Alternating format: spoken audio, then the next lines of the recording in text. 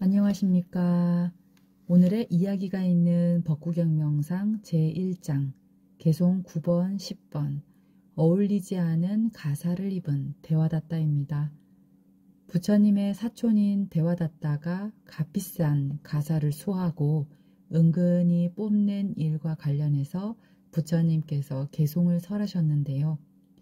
출가한 수행자에게 의발, 즉 바로와 가사는 스승과 제자 사이의 법맥 전승의 상징물로 의미가 큽니다. 탐진치 오욕락으로부터 벗어나 청정한 삶을 실현하기 위해서는 그 당시에 시체를 쌌던 분소위를 기워서 만든 가사를 수하고 또 탁발을 나가는 것이 그 당시 수행자들의 아침 일과였지요. 수행자라 하면 스스로 그때그때 절제하고 나를 지관하여 항상 깨어있다면 그것은 곧 또 성불로 가는 과정이고, 그렇지 않고 오욕락을 따라간다면 다음에 윤회를 낳는 업이 되겠지요. 오늘의 개송은 단지 삭발을 하고 가사를 걸쳤다 해서 수행자라 볼 수는 없고, 끊임없이 탐진치 삼독심을 지관하고 올바른 길을 나아가는 실천 수행이 수행자의 진실된 청정한 삶이 되겠죠. 오늘의 대화다따 이야기는 그 대화다따의 인연담에서 대화다따가 과거 전생에 코끼리 사냥꾼으로서 가사를 이용하였는 것을 말하고 있는데요. 오늘도 개송들에 얽힌 인과 이야기를 한번 살펴보고 우리도 부처님이 걸어가신 진리의 길을 사유하고 명상 체험하는 시간을 한번 가져봅시다. 그럼 봄 명상에 들어가기 전에 우선 몸과 마음이 이완되어 편안해질 수 있는 호흡 명상을 해보도록 하겠습니다. 잠시 하시던 일을 멈추시고 이 순간에 지금 여기에 호흡에 주의를 기울여 봅시다. 마음이 고요해지면 자연스럽게 잡념과 망상이 떨쳐지게 됩니다. 호흡 명상 하실 때 몸 자세를 먼저 안내해 드릴게요. 편안하고 조용한 공간에 바른 자세로 앉아봅니다. 소파나 의자, 좌복 위에 앉아도 좋습니다. 양쪽 다리를 좌우로 왔다 갔다 가부좌를 해도 좋고 반과부좌를 해도 좋습니다. 몸을 옆으로 움직이면서 자세를 한번 잡아봅니다. 허리는 반듯하게 세우고 양쪽 손은 모아도 좋고 무릎 위에 살며시 올려놓아도 좋습니다. 만약 어깨에 힘이 들어갔다면 어깨에 힘을 빼시고 목을 세우시고 눈을 살며시 감아봅니다. 마지막으로 입안의 혀는 입천장에 살며시 붙여봅니다. 자, 이제 심호흡을 한번 깊이 들어 마셨다가 깊이 내쉬는 호흡을 경쇠 1타에 3번 해봅니다.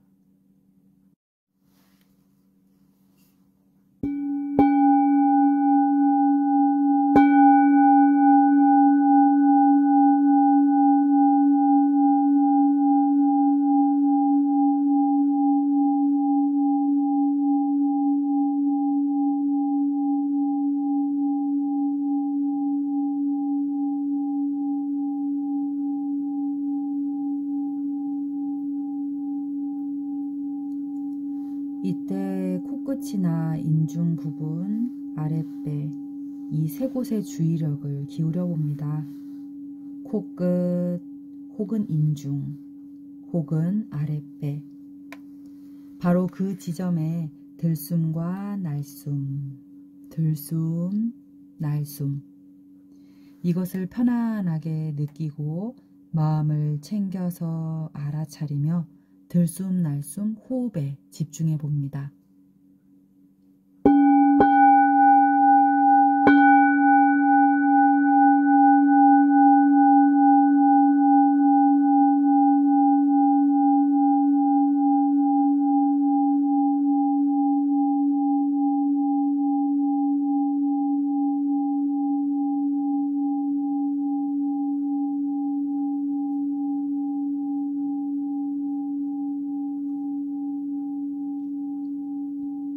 이때 호흡은 인위적으로 조절하지는 마시고 전적으로 자연스럽게 내 몸과 마음을 이완하는 느낌으로 자연스럽게 해봅니다.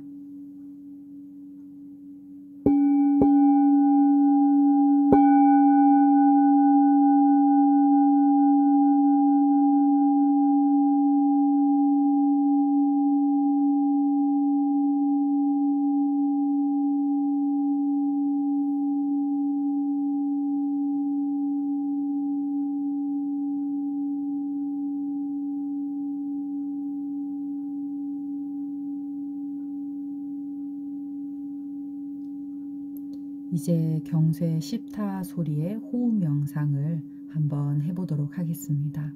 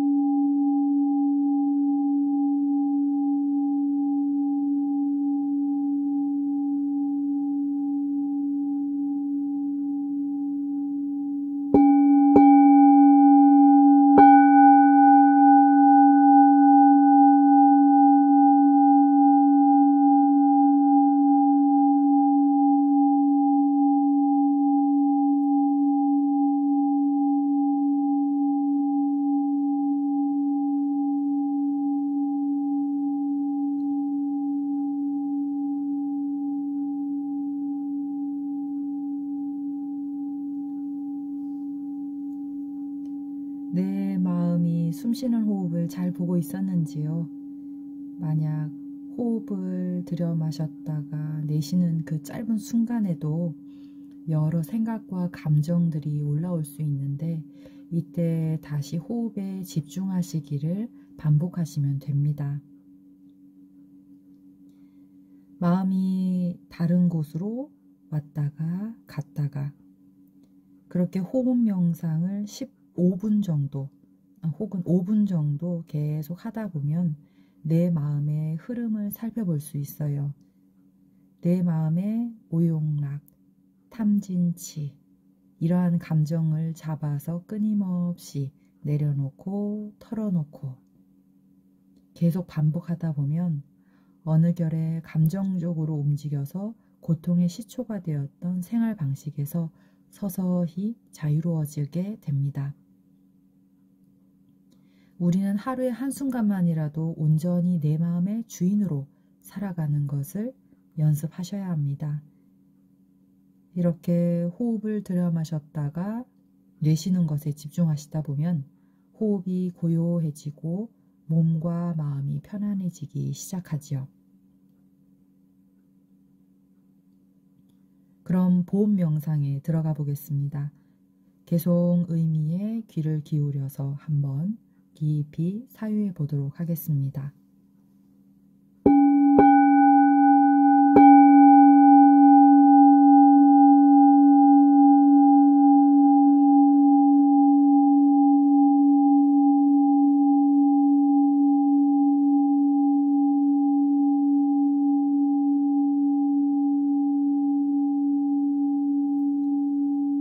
그 영혼이 순수하지 않고 진리에 대한 탐구의 열정도 없으면서 수행자의 옷을 입고 으스대다니 어리석은 자여, 그대는 수행자의 옷을 입을 자격이 없다. 그러나 그 영혼이 순수하며 진리에 대한 열정으로 불타고 있는 사람, 그는 수행자의 옷을 입을 자격이 있다.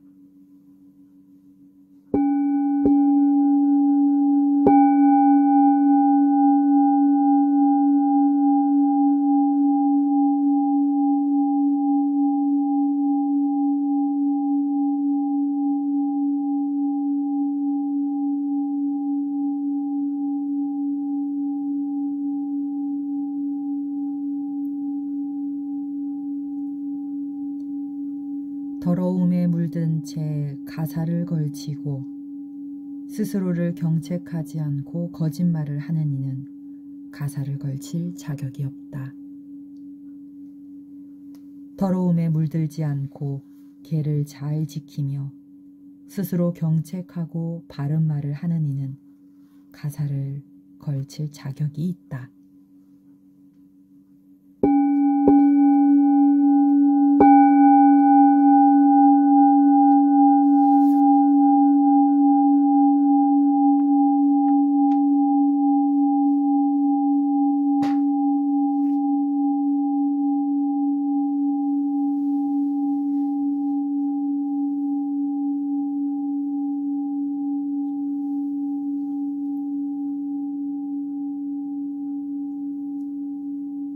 그 영혼이 순수하지 않고 진리에 대한 탐구의 열정도 없으면서 수행자의 옷을 입고 으스대다니 어리석은 자여, 그대는 수행자의 옷을 입을 자격이 없다.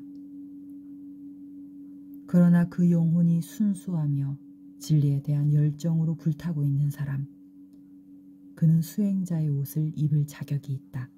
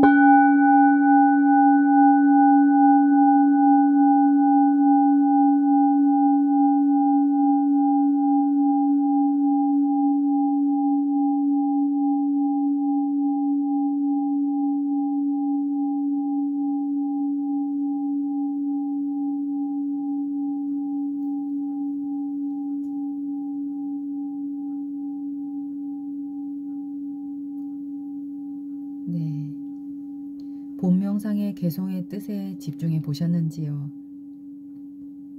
가사를 수하고 바루를 들었다고 하여 수행자라 볼 수 없음을 이야기해주는 명상이었습니다. 가사를 수하는 자격이 되는 수행자는 항상 탐진치, 혼탁함을 끊임없이 내려놓으면서 청정한 삶이 실현될 수 있도록 수행하며 성불 과정을 걸어가는 이들이라 할 수 있습니다.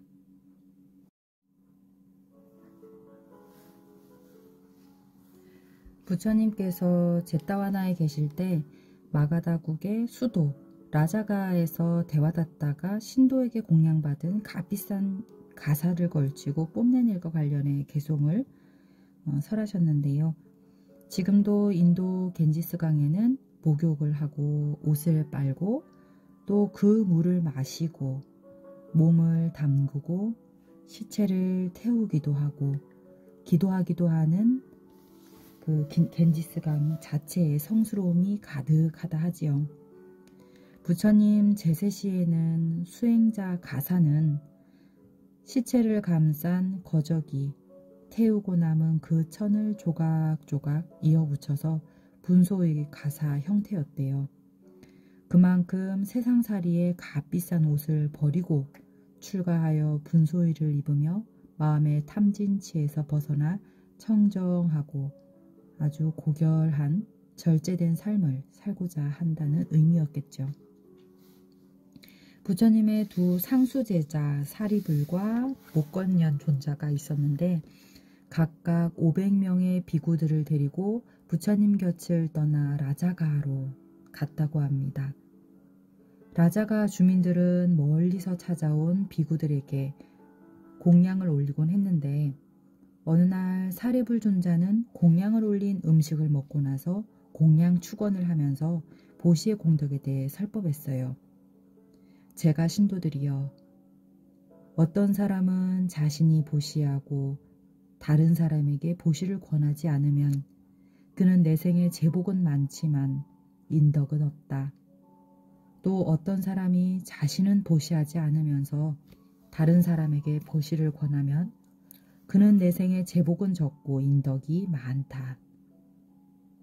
가령 또 어떤 사람이 자신도 보시하지 않고 다른 사람에게도 보시를 권하지 않는다면 그는 내생에 배를 채우지 못할 것이다. 또 어떤 사람이 자신도 보시하고 다른 사람에게 보시를 권하면 그는 내생의 제복과 인덕을 함께 갖출 것이다. 한 신도가 이 법문을 듣고는 사리불과 목건년 존자와 함께 있는 비구들 1000명에게 승보공양을 올리고자 초청을 한 후에 다른 분들에게도 보시공양 행사에 동참할 것을 권했지요. 이때 보시공양 동참자들이 하나, 둘, 셋, 넷 이렇게 생기기 시작하자 각자의 능력에 따라 식재료를 가지고 오라고 알렸어요. 식재료가 여기저기서 모이게 되었는데 이때 마침 어느 장자가 10만 양의 가치가 있는 부드러운 고급천을 보시하면서 만약 내일 공양을 준비하는데 돈이 부족하다면 이 천을 팔아서 비용을 충당하고 혹시 돈이 충분하다면 이 천을 훌륭한 비구에게 올리도록 하시오. 사실 공양을 준비하는 데는 그 비용이 충분했기 때문에 사람들과 함께 천공양을 올릴 스님에 대해 논의하기 시작했어요.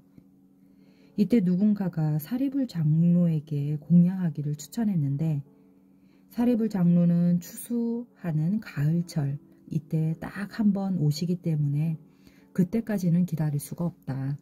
오히려 이 마을에서 크고 작은 일을 함께 항상 돌봐주는 대화다타 스님에게 보시하는 것이 낫지 않나며 오랜 논의 끝에 고급천을 대화다타 장로에게 보시를 하게 되었어요. 대화다타 스님은 그것을 염색하고 가사로 만들어 입고 다녔는데 물론 청정한 수행을 상징하는 분소의는 아닐지언정 대화다타 스님이 고급천을 염색하고 새 가사를 입고 다니자 주위 사람들이 대화다타에게 그 가사가 어울리지 않는다며 수군거리기 시작했어요. 또 대화답다가 은근히 뽐내며 돌아다닌다고 마을에 소문이 퍼지기 시작했는데 이 소문을 들은 한 스님이 부처님께 이 일을 보고하였습니다. 당시 부처님 제세의 계율상 수행자는 신도님들이 아무리 새로운 가사를 공양해도 한 비구에게 3벌 이상의 가사를 소유할 수 없었다 합니다.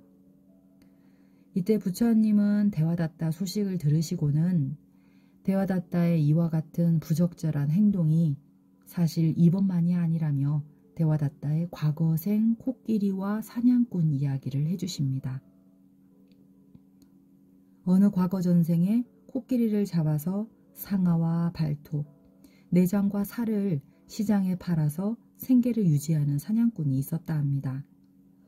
그때 어떤 숲에 수천 마리의 코끼리 떼가 먹이를 찾아다니다가 벽지불이 앉아있는 것을 보고 그날부터 그곳을 지나갈 때 벽지불에게 무릎을 꿇고 인사를 드리곤 했어요. 벽지불은 부처님 가르침이 없는 시기에 혼자 수행하여 해탈한 일을 말합니다. 어느 날 코끼리 사냥꾼이 이 광경을 보고 코끼리 사냥에 대해 계책이 떠올랐습니다. 벽지불이 입는 가사를 훔쳐 입고 코끼리 무리가 지나가는 길목에 앉아 있다가 코끼리를 잡는 것이었죠. 그래서 벽지불로 가장하고 길목에 앉아 있다가 마지막 코끼리가 무릎을 꿇고 인사를 드리는 순간 가사 속에서 창을 꺼내어 번개같이 코끼리를 찔러 죽였죠. 그리고는 값이 나가는 부분을 챙기고 나머지 부분은 땅에 묻고 사라졌어요. 그 당시의 미래에 붓다가 되실 보살은 코끼리로 태어나서 코끼리왕 우두머리로 있는다고 합니다. 이때 코끼리왕이 자신의 코끼리 종족수가 점점 줄어드는 것을 알아차리고 주위를 살피다가 노란 가사를 걸치고 가사를 가리고 앉아있는 이가 의심이 가기 시작했어요. 그래서 코끼리왕은 작심을 하고 천천히 걸어가면서 코끼리를 맨 마지막으로 쳐져가지고 벽지불과 마주했는데 그 순간 벽지불로 가장한 사냥꾼이 가사에 숨겨두었던 창을 들어 힘껏 코끼리 왕에게 던졌습니다. 다행히 창을 피한 코끼리 왕은 바로 그 사냥꾼을 잡아서 바닥에 내동기 치려다가 순간 마음이 혼란스러워졌어요. 만약 내가 이 자를 해치게 되면 붓다와 부처님, 벽지불과 아라한에게 나의 존경심을 잃어버릴 것이기 때문이었죠. 그래서 코끼리는 참으면서 사냥꾼에게 물었어요. 네가 내 종족들을 죽였는가? 가사를 뒤집어 쓰고 벽지불로 가장한 사냥꾼이 그렇다고 말하자 왜 그런 사악한 일을 저질렀는가? 그 노란 가사는 번뇌가 사라진 성인들이 입는 옷이지 너 같은 사악한 사람에게는 어울리지 않는다. 나쁜 짓을 저지른 너는 중죄를 지었다. 바로 코끼리 왕은 개송으로 꾸짖었어요. 더러움에 물든 채 가사를 걸치고 스스로 경책하지 않고 거짓말을 하는 이는 가사를 걸칠 자격이 없다. 더러움에 물들지 않고 개를 잘 지키고 스스로를 경책하고 바른 말을 하는 이는 가사를 걸칠 자격이 있다. 이렇게 부처님은 지금의 대화다tta는 전생의 사냥꾼으로 벽지불에 가사를 몰래 훔쳐 입고 수행자인 척 앉았다가 코끼리 사냥을 했던 사냥꾼이었음을 말해주십니다. 더군다나 그를 꾸짖은 코끼리 왕은 지금의 나 고타마 시탈타 서가모니고 비구들은 그 대화다tta 비구는 자신에게 맞지 않은 가사를 입었던 것이 처음은 아니다 라며 과거생에도 그 같은 일을 저질렀다라고 이야기를 하십니다. 현재의 모습은 과거의 결과물, 즉 우연은 없고 인과가 역연하다 하지요. 형태로서는 사냥꾼이고 수행자의 모습이지만 사실 수행자로는 탐진치 혼탁한 마음을 지관하고 그 마음을 비우지 않으면 가사를 입을 자격이 없음을 부처님께서 개송으로 말씀해 주신 이야기입니다. 출가한 수행자에게 의발, 즉 앞서 이야기 드렸듯 그 바로와 가사는 스승과 제자 사이의 법맥을 전승하는 상징물로 의미가 있죠. 탐진치 오용락으로부터 벗어나서 청정한 삶을 실현하기 위해서 그 당시에는 시체를 쌌던 분서위를 기워서 만든 가사를 수하고 또 검소하게 탁발을 나가는 것이 수행자들의 일과였습니다. 수행자라면 스스로 그때그때 절제하고 나를 지관하고 항상 깨어있는 그 성불의 과정을 가게 되는데, 만약 자신이 오용락을 따라간다면 반드시 다음의 윤회를 낳는 업의 그 시초가 되겠지요. 오늘의 개송은 단지 삭발을 하고 가사를 걸쳤다 해서 수행자라 할 수 없고, 끊임없이 탐진치 삼독을 지관하고 올바른 길을 나아가는 실천 수행이 수행자의 진실한 청정한 삶이 된다함을 대화다따의 과거전생 코끼리 사냥꾼으로 이야기를 전해주십니다. 오늘도 개송을 마지막으로 한 번 더 독송하고 여기서 명상을 마치도록 하겠습니다.